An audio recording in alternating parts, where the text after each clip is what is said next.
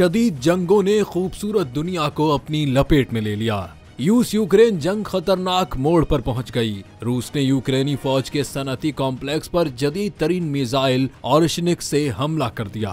यूक्रेनी फौजी सनती कॉम्प्लेक्स पर हमले के बाद हंगामी खिताब करते हुए सदर पुतिन ने बताया कि हमले के लिए दरमियाने फासले तक मार करने वाला बैलिस्टिक मिसाइल इस्तेमाल किया गया, जिस पर हाइपरसोनिक हथियार नस्ब होते हैं।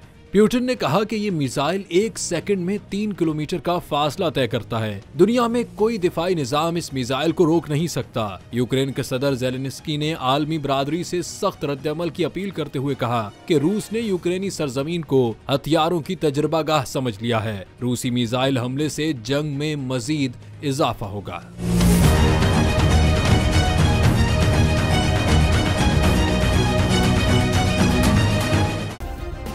सब्सक्राइब करें और बेल दबाएं ताकि कोई खबर रह न जाए।